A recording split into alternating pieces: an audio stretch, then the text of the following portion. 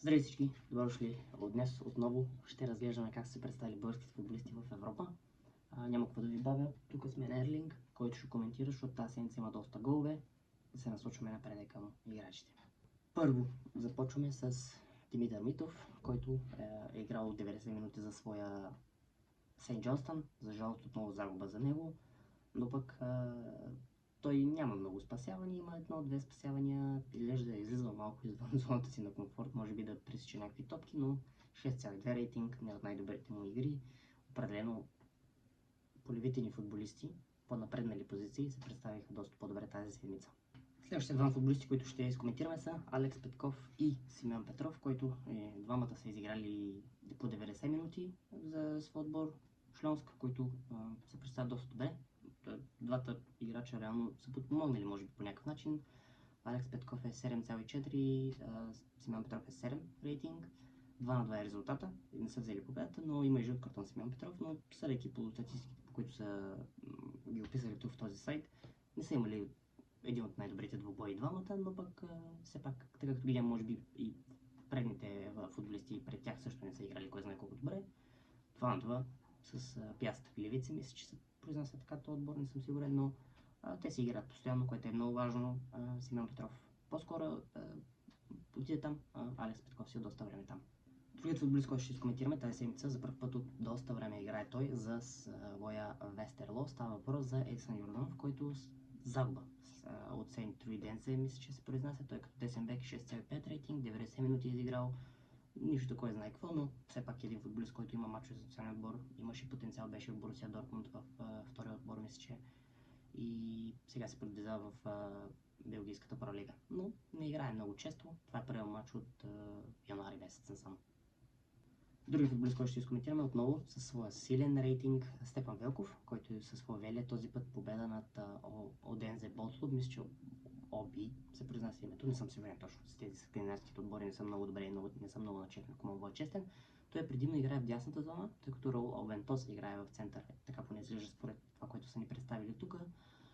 Те се представят доста добре, той винаги, даже да не кажа, с последните 4-5 мача, които е играл, винаги е на 7 рейтинг почти, което за защитник е добре, 7,3 този път. Изчистване има няколко спечелени единоборства на земята. Много добре представен отново от Стефан Велков. Другият футболист, който ще коментираме за първ път тази седмица, да, откакто върви тази поредица, е Димитър Велковски, който е със Владокса с губили 1-0 от Отелос, мисля, че той е изиграл 90 минути, 85 докосвания, доста активен от лявата страна. Най-добрият рейтинг за неговия отбор, който показва добре. Той доста време миналия път не игра, защото просто матчът му беше доста назаде. Но този път е играл и то много добре, което е добре, защото нас ни трябват ляви бекове. Той е играл по-скоро може би като ляв халф, но все пак солидно представяне, 7,5 рейтинг. Браво! Продължаваме напред с другите футболисти. Първият, който ще изкоментираме е Валентин Антов, който със своите кремонензе продължава да се представя малко така. Тук имат загуба за серия Б от Ферал Пицало, не знам как се произнася точно, но отново не е лош двубой за Антов. Важното е, че играе. Той играе добре за националите, между другото. Мен ми харесва Антов. Тясно на отбраната играе той от трима, но се представя окей. Играл е що годе, нали, окей, тук съдейки по това, което е такова. Има спечелени няколко единоборства, няколко изчиствания, шпагати или такъв тип отигравания. Играва 64 минути, нищо специално, 6,9 рейтинг. И сега идва другият ни лидер в отбраната, Петко Христов, който е дори отбелязал гол и с най-високия рейтинг за своя Специя. Са победили 2 на 1 Асколи, той е играл 90 минути, един гол, не съм гледал гола. Трябваше да го погледна, но нямах много възможност. Най-вероятно е някакво центриране, предполагам, от корнер, но той си играе доста често, един от лидерите може би в отбора. Браво, това е добре за нас, това е добре за българския футбол. Другият футболист, който ще изкоментираме е Йони Стоянов, който е изиграл хубав дебют отново за АПО Бершева. Даже направил асистенция. Той е играл малко, не е играл цял двой, мисля, че около 20 минути. Отдясно на отбраната може би се е появил, защото така ми изглежда поне на мене. Една асистенция има, един точен пас има, което вау. Едно центриране явно и направил асистенция. АПО Бершева бие 2 на 1, което е супер. Другият футболист, който ще изкоментираме е Пламен Гългов, който отново е направил супер силен двубой за своя Италия и Салем, те побеждават с 3-0, което е супер. Те имат 2 поредни победи с по 3-0, което значи, че се представя добре. Той отново титуляр в лявата част на двамата бранители в центъра. Играва 90 минути, 7,4 рейтинг според този сайт, който използвам. Се е представил доста добре. От защитниците единствено единият ляв бек е по-добър като рейтинг и още двама-трима в отбора, които са играли по-добре и то са на предни позиции. Браво! Другия, който ще изкоментираме е Матео Стаматов, който с това пари Нижни Новгород, мисля, че се произнася, са направили загуба, са имали от Балтика. Той е изиграл 45 минути, мисля, че е играл отляво, даже доста голям процент от това е изиграл доста по-напред, отколкото предполагам, но 45 минути, нищо специално относно дефанзивни статсове, чисто и просто е играл. И последният футболист, който ще коментираме е Милен Желев, в отбраната има предвид. Милен Желев 7,0 рейтинг, отново от лявата страна на отбраната, той е доста поливалентен.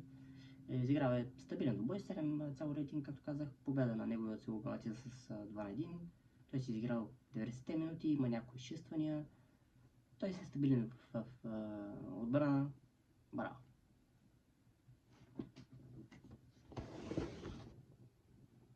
Започваме с халфовете, или полузащитниците, нека се изразя по-професионално.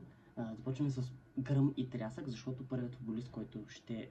секунда, само мисля, че така ще е по-добре да ме виждате. Първият футболист, който ще изкоментираме е Филип Кръстев, който отбеляза гол на Аякс със своя воля.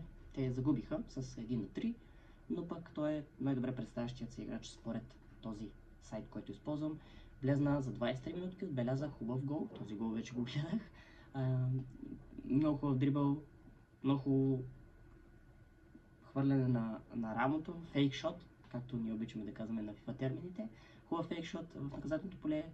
Не беше най-хубавия завършен удар, но пък беше просто добре изпълнение като цяло. Дано това да му даде малко увереност, той вкара и на Азербайджан. Дано най-накрая лека по лека започне да показва това, което всички знаем и се надяваме и предполагаме, че той има като талант, защото то си личи. Защото ние знаем, не предполагаме. Той има определено много талант, просто му трябва правилния отбор, може би, за да го покаже. Футболист, който ще изкоментираме е Георги Костадинов, който със своят Апоел побеждават с 2-1, извинявам се. Те са и на първо място. Той с 7,1 рейтинг, 75 минутки е изиграл, доста точни подавания. Той явно просто си върши работа като дефанзивен халф. Остава футболистите напред да си вършат тяхната работа, която е да създават шансове, но мисля, че играе доста често и Апоел, разбира се, имат и хубав отбор, така че да, той се върне за национален отбор, игра, мисля, че ако не се лъжа, срещу и двата мача мисля, че игра определени минути, даже имаше едно интервю при това, което говореше. То доста време не беше викан при Кръстайч, но пък сега играе. И то играе постоянно, не знам защо не е викан футболист, който играе постоянно и то на по-високо ниво от тази група, според мен. Средно, нали, може би не, като изключим отговорите с другите два отбори, другите два-три отбора, не съм сигурен с Кипърската лига дали е толкова по-високо нивото, но все пак. Други футболист, който ще изкоментираме е Лукас Петков, който със своят Фюрт правят равенство с Хамбургер Спортврайн 1-1 във втора Бундеслига. Той играе много по-напред, отколкото играе за национален отбор. Той играе дори бих казал почти като фалшива деветка. В смисъл, не играе напред, явно нападател, зад нападателя, но Гройтер Фюрт е 1-1. Той не прави много силен бой, 6,8 рейтинг, което за нападател не е нищо, което знае какво, но пък 72 минути. Друг футболист, който ще изкоментираме е Домек Янков, който със своят Монреал клубът от DC United, където играе Бентеке. И аз някои неща знам за МЛС, не е много, но Янков стартира като титуляр, 73 минути, има може би някакви хубави отиграния, играва е 73 минути, аз мисля, че е контузен, не знам защо не беше викнат за националите, при положение, че той се включва доста добре, играе за отборите, може би заради приятелските не е викан, но трябва да покаже още по-добра форма. Нищо специално в този отбой, 6,7 рейтинг, жълт картон има дори, негов отбор губи, няма какво да коментираме. Другия, който ще коментираме е Георги Миланов, който със своят Динамо Букурещ прави 1-1 с Петрол Плещ. Той има асистенция, изиграл е 68 минути, 7,5 рейтинг, да не кажа дори мисля, че е най-високия от отбора, който показва, че Миланов той винаги се е бил добър футболист, винаги е играл добре, просто може би някои избори в кариерата му не са толкова добри, пак казвам аз лично него винаги съм го харесвал, винаги ме е правил впечатление, че е доста техничен, доста добър футболист, може би вече към края на кариерата си, но все пак класата си е класа. Отиваме към Кристиан Малинов, който със своите Кортрайк побеждават Андерлехт 1-0. Той няма чак толкова голяма заслуга, изиграва 17 минути, нищо специално, 6,7 рейтинг, няма толкова много да коментираме него. Много малко е играл, че да има като и да било ефект над отбора и в боя. Другият футболист, който ще изкоментираме, е Божидар Краев, който отново със своят супер добър рейтинг и с гол за Уелингтон Феникс допринася за победата с 1-0 над Брисбън Роар.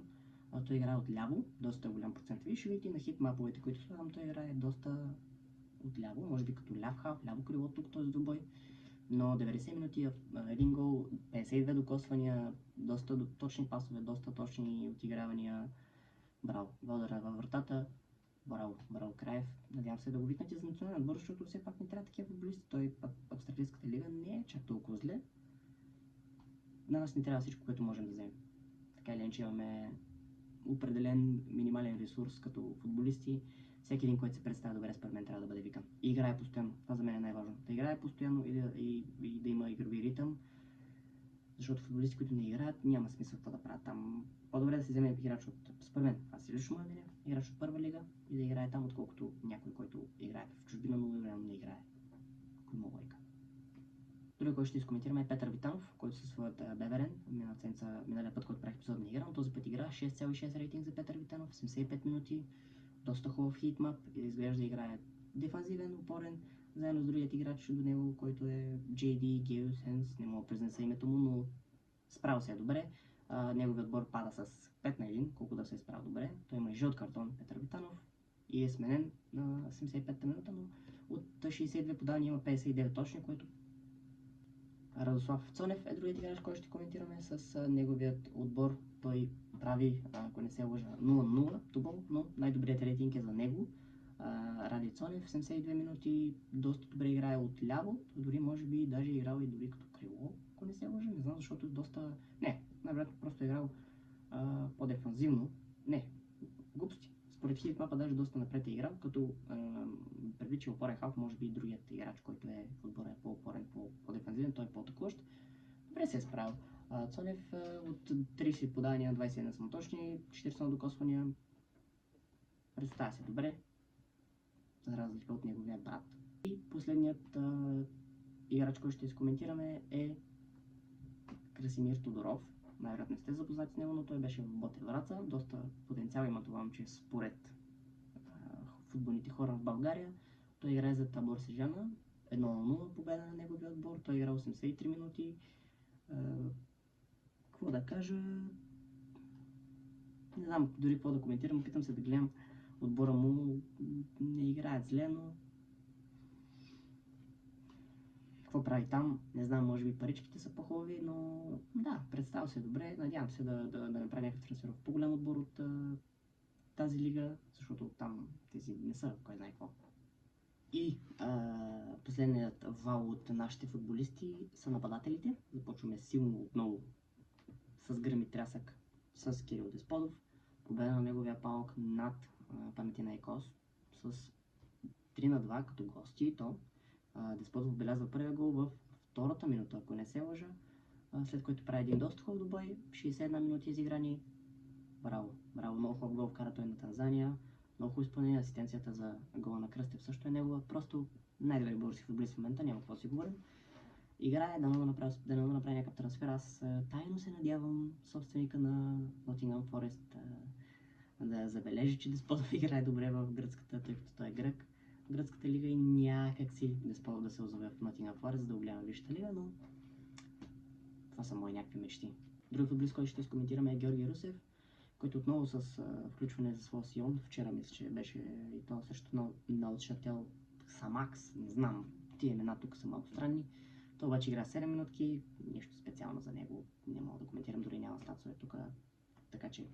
Футболист, който ще изкоментираме е Преслав Бурков, който със своят Маритимо играе и той едни къси 4 минутки, няма какво да коментирам, дори не мога да видя никакви статусове за него, за жалост. Сега идва, може би, най-добре представилият се български футболист за тази седмица. Става въпрос за Мартин Минчев, който със своят Чеко Ризеспор побеждават Истанбулспор с 4-0. Той отбелязва 2 от головете. Браво, не съм ги гледал, трябва да ги изгледам, но той има 2 удара в вратата, 2 гола. Много харесвам Минчев. Много ми харесва, защото е футболист, който има потенциал. То се личи. Спарта Прага няма иначе да го вземат. Спарта Прага имат доста хубави футболисти и не успя да пробие там, за жалост, но пък сега, може би, шансът му е тълъстовското първенство. Много хубав бой. Надявам се да продължи така серията му и да играе често. Футболист, който ще изкоментираме е Светослав Ковачев, който с своите Ахмат правят загуба от 2-1 всъщност. Точно така. Правят загуба от Рубин Казан 2-1. Той играе 14 минутки, нищо специално, но пък той играе доста често, включва се от скамейката, игра много добре, може би е бил контузен, предполагам. Не знам защо не бе викнат за националите, но той е футболист, един типа футболист, които ни трябват на нас. Той е крило, но пък влиза навътре, защото е левичар. Много добър футболист, винаги съм го харесвал. Просто малко е на преливи от леви той. Георги Минчев е следващия футболист, който ще изкоментираме. Е неговия АИЛ Ларнака, мисля, че са. Не съм сигурен 100%. Лимасол, извинявам се, не са Ларнака, АЕК. Апоел Лимасол, мисля, че трябва да бъде. Той е изиграл 33 минутки, нищо специално. Има може би някакви удари, защото има expected goals 0,50. Има един удар, явно е направил някакъв удар, но нищо специално. Той лека по лека в момента влиза там, защото играеше доскоро в българско първенство. Не, глупости говоря. Играя доста време там, но пък не получава много шансове. Влиза като резерва, беше отбелязал някакви голове, но после не игра. Не знам каква е цялата система там и каква е схемата. Другият футболист, който ще изкоментираме е Здравко Димитров, който като крило, толкова не се лъжа, мисля, че точно така, като ляво крило, 90 минути, доста силен в бой, 8,3 рейтинг за неговия Сакария Спор. За жалост, те обаче губят от Санли. Тъй като ми прекъсна да си изкоментираме Здравко Димитров, добре се е представил. Също Санли, там както се представя името на друг отбор, той играе добре, 8,4 рейтинг, мисля, че беше. Дано да продължава така, дано да продължава да играе, защото ни трябват футболисти, си направи един хубав трансфер и да спре да прави глупости, които правеше в България. Ще е добре за него. Кой ще изкоментираме е Силвестър Джаспър, който е изиграл около 30 минути за своя Портимонензе, също е сторил загуба с 1-0, нищо специално от негова страна, 35 докосвания има, но нищо не е създал като възможности, няма нищо интересно от негова страна. Общо взето, той е един футболист, който аз лично харесвам, тъй като гледах едно интервю, в което той говори на български и то доста добре. Надявам се момчето да се представя добре и да получи шанс, било то за България или за Нигерия, защото доколко знам чака и повикателно от Нигерия, но не знам.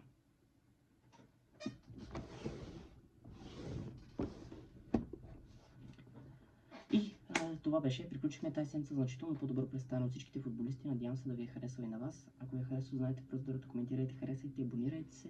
Има опция да станете и членове на канала ми. Не знам колко от вас биха се навили да направят такова нещо, но ако имате възможност и желание, бих бил много благодарен, защото ще ми помогне за развиването на канала. От мен чао, надявам се, че ви е харесал. До скоро!